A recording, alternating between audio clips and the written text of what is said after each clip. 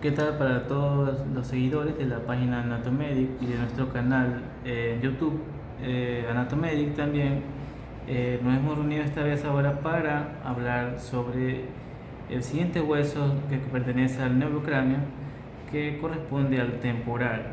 El temporal es un hueso par, por lo tanto es asimétrico, se ubica a cada lado de la cavidad craneal, por lo tanto tenemos uno derecho y uno izquierdo, por debajo del parietal, por detrás del frontal y por delante del occipital. Bien, este hueso biológicamente se compone de tres porciones: una porción escamosa o concha del temporal, una porción petrosa o el peñasco y una porción timpánica, que es la que se encuentra en la parte inferior. Para algunos anatomistas describen también una cuarta porción, que es la porción mastoidea, pero en realidad esta porción mastoidea es una proyección de la porción petrosa por tracción del músculo esternocleidomastoideo que se inserta a este nivel. Entonces la porción petrosa se proyecta hacia atrás formando esta porción mastoidea, que es acribillada de celdillas que se denominan celdillas mastoideas, que ya hablaremos más adelante de ese tema. Bien, hablando generalmente del temporal, para no confundir en su estudio, ya que presentamos tres porciones, pues decimos generalmente que tiene dos caras: una cara isocranial, una cara endocranial y una inferior que también es exocranial. En la cara isocranial o en la porción de la escama del temporal encontramos una superficie lisa donde pasa insertándose el músculo temporal, obviamente, ¿no? Presentamos hacia abajo, pues en la parte más baja, donde sería la base de la concha del temporal, una apófisis que se proyecta hacia adelante, que en este caso está rota, que es la apófisis cigomática, que al unirse o al articularse con la apófisis cigomática del hueso malar forman el arco cigomático, cerrando así precisamente pues la cavidad temporal, ¿no? o la fosa temporal. Bien, por detrás y hacia abajo encontramos este agujero que corresponde al conducto auditivo externo. El conducto auditivo externo, que vendría a ser la porción ósea del conducto auditivo externo precisamente, ya que también el conducto auditivo externo presenta una porción cartilaginosa, ¿no? Bien, y obviamente hacia la parte más posterior observamos pues lo que correspondería a la apófisis mastoides. Por encima de este conducto auditivo externo solemos encontrar una proyección que no es tan visible, pero suele encontrarse a este nivel.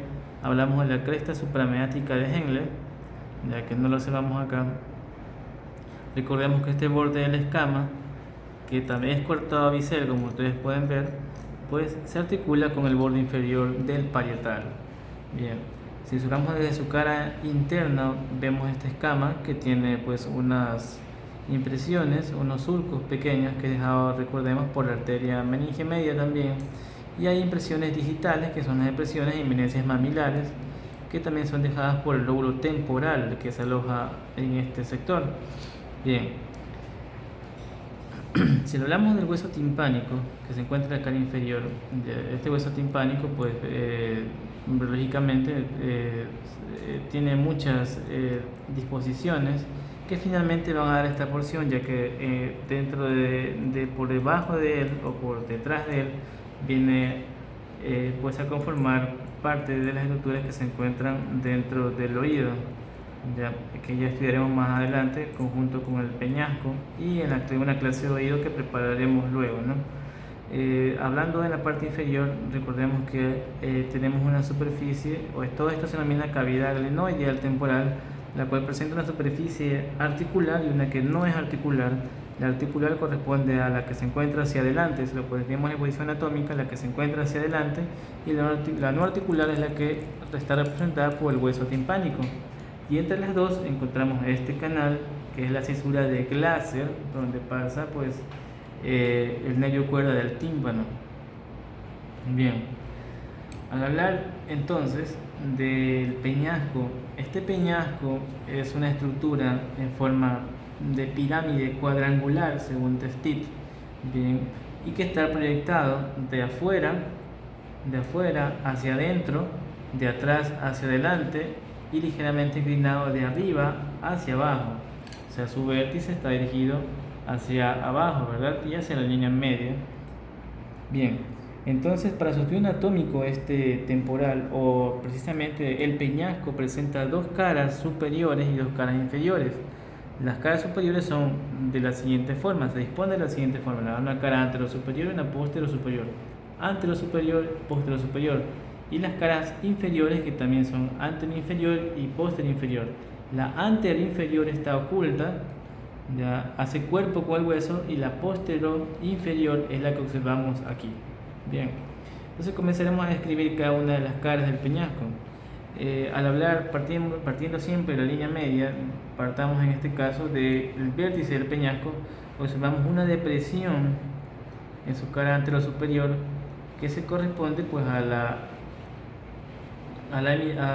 precisamente a la impresión trigeminal, ya también denominada fosita de Gasser, donde se asienta el ganglio de Gasser o el ganglio del nervio trigémino, ¿ya? Hacia atrás de este, por detrás, encontramos una eminencia que es conocida como eminencia arcuata.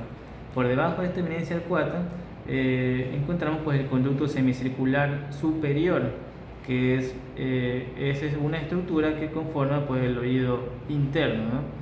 Ya hablaremos luego en otra clase. Por dentro o por fuera de esta eminencia arcuata encontramos una superficie cuadrilátera más o menos lisa que corresponde al techo del tímpano o al tegmen tympani, que también es conocido pues como la cara superior de la caja timpánica, que corresponde al oído medio.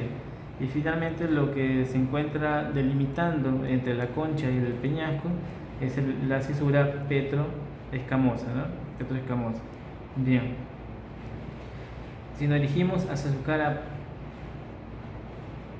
posterosuperior, que es la que observamos acá, posterosuperior, partimos desde el vértice igual, encontramos este agujero que es el conducto auditivo interno.